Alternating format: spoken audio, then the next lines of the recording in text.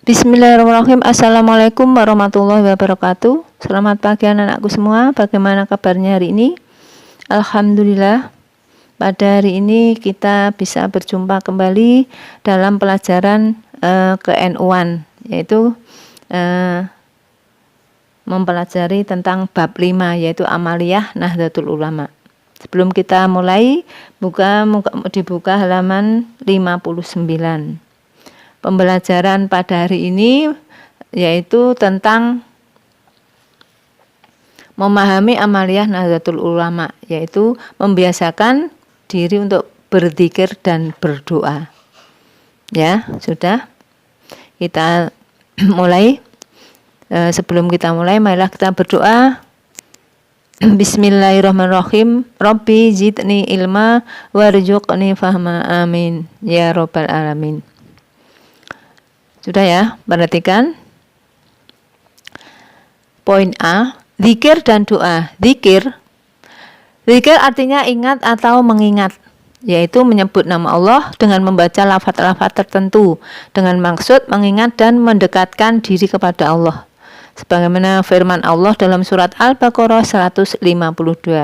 Wadhkuruni adzkurkum waskuruli wala takfurun. Artinya, maka ingatlah kamu kepadaku, niscaya aku ingat pula kepadamu, dan bersyukurlah kepadaku, dan janganlah kamu mengingkari nikmatku. Itu surat Al-Baqarah. Sebagai umat Islam yang berhaluan ahlu sunnah wal jamaah, kita harus selalu membiasakan diri bertakaruf atau mendekatkan diri kepada Allah dengan memperbanyak zikir kepadanya.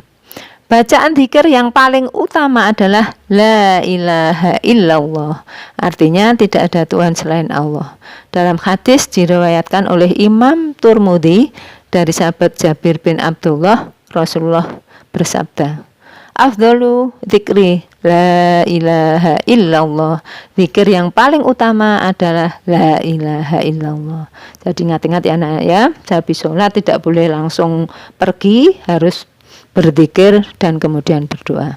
Kemudian yang B, tata cara dan fadilah zikir.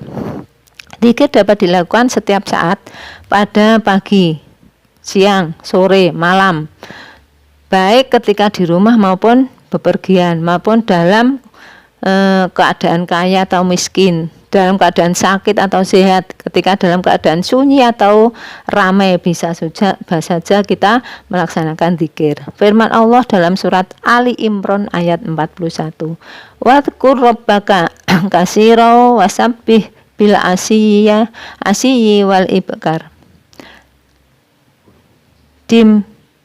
Sebutlah nama Tuhanmu sebanyak-banyaknya, serta bertasbihlah pada waktu petang dan pas hari. Zikir dapat dilakukan secara sendiri-sendiri atau dapat pula dilakukan secara bersama-sama dalam suatu tempat atau majelis tertentu, seperti zikir bersama di masjid, di langgar musola, dan rumah penduduk. Dalam salah satu hadis diriwayatkan Imam Muslim, Rasulullah bersabda, artinya tidak ada suatu kaum yang duduk di suatu tempat yang mereka itu bersama-sama zikir kepada Allah. Malaikat mereka itu dikerumuni para malaikat, diliputi rahmat, dan Allah menyampaikan perihal mereka di hadapan para malaikatnya. Bagi warga NU, kegiatan berzikir bersama dikenal dengan istilah tahlilan. Jadi kalau setiap malam Jumat itu dibiasakan ada tahlil kelompok, itu dilaksanakan, yaitu melaksanakan zikir atau tahlilan. Atau kalau tanggal 15 tengah bulan, itu di bulan Komariah, itu dilaksanakan Lailatul Ijtima, itu warga NU. Jadi kamu bisa melihat atau menanyakan pada orang tua kamu, yaitu yang biasanya Lailatul Ijtima di masjid tanggal 15 itu boleh ikut juga kalau mau ya. Kalau enggak mau ya, kalau bapakmu nganggur, tidak ada kerjaan apa-apa, ya suruh berangkat saja mendapat fadilahnya orang berzikir, mengikuti Lailatul Ijtima. Tahlilan juga diadakan pada saat warga meninggal dunia, itu juga diadakan tahlilan 1 sampai 7 hari, ada tetangga berdatangan untuk tahlil atau mendoakan. Pada hari pertama di sampai 7 sampai ke 40, kemudian 100 hari. Itu diadakan tahlil meninggalnya orang yang sudah meninggal. Zikir harus dilakukan dengan khusyuk, tadaruk dan ikhlas, dengan suara yang rendah, dengan rasa mengagungkan Allah Subhanahu wa taala. Di samping itu, zikir seharusnya terdapat kesatuan antara bibir dan getaran jiwa. Artinya bersatunya lisan dengan hati dan seluruh gerakan anggota badan dalam berzikir. Jadi zikir bukan sekedar mulutnya bicara la ilaha illallah, bukan begitu saja, tapi hatinya dinikmati, dirasakan, dikhusyukkan untuk berzikir. Hatinya ikut membaca. Zikir banyak sekali manfaat dan faedahnya, antara lain 1, mendekatkan diri kepada Allah dan dapat menenteramkan hati. Dengan berzikir hati kita menjadi tentram. Sebagaimana firman Allah surat Ar-Ra'd ayat 28. Bismillahirrahmanirrahim. Alladzina amanu wa tatma'innul qulubuhum bi dzikrillahi tatma'innul qulub.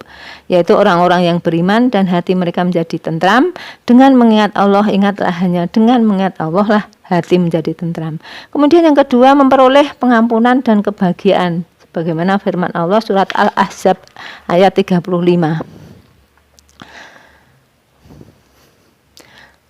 Artinya laki-laki dan perempuan yang banyak menyebut nama Allah, Allah telah menyediakan untuk mereka ampunan dan pahala yang besar. Jadi kalau kita banyak membaca zikir, maka akan mendapatkan ampunan dari Allah. 3, menolak bencana, sebagaimana pendapat Syekh Dunun Al-Misri. Man dzakarallahu ta'ala hafidhahu min kulli syai'.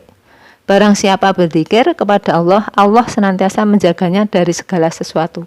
Jadi anak-anak biasakan untuk berzikir. Ya. Kemudian doa. Pengertian doa.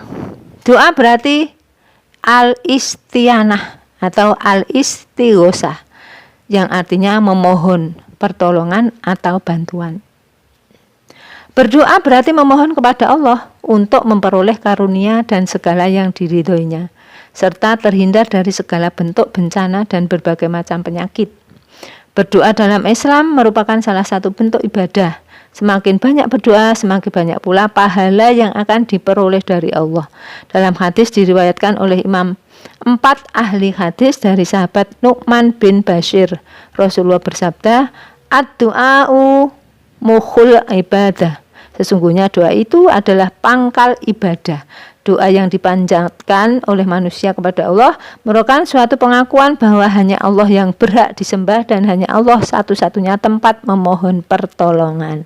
Jadi hanya kepada Allah kita memohon.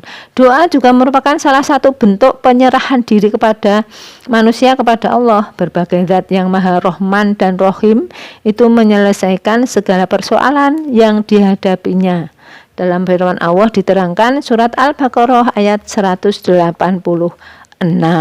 yang artinya, apabila hamba-hambaku bertanya kepadamu tentang aku, maka bahwasanya aku dekat. Aku mengabulkan permohonan orang yang berdoa. Apabila ia berdoa kepadaku, maka hendaklah mereka itu memenuhi segala perintahku dan hendaklah mereka beriman kepadaku agar selalu berada dalam kebenaran. Jadi berdoa itu anak-anak itu dianjurkan oleh Allah agar semuanya akan dikabulkan oleh Allah. Dengan syarat berdoa juga melakukan perintah-perintah Allah dan menjauhi larangannya. Jangan hanya berdoa saja, berdoa tok tanpa kita melakukan perintah Allah, ya tidak ada apa-apanya. Jadi selain kita melakukan perintah Allah, kemudian menjauhi larangannya, yang dilarang oleh Allah tidak kita lakukan, maka kita berdoa, melakukan semua perintah Allah, kemudian berdoa memohon apa yang kita harapkan. Insya Allah, Allah akan mengabulkan doa-doa kita. Jadi kalau kita berdoanya sekedar berdoa tanpa melakukan perintah-perintah Allah, maka ya doa itu kapan dikabulkannya. Jadi kalau kita berdoa, kita imbangi dengan perintah Allah dan menjauhi semua larangannya. Sudah jelas anak-anak? Perhatian, pelajaran pada hari ini Bu Guru sampai di sini dulu. Bu Guru akhiri, wassalamualaikum warahmatullahi wabarakatuh.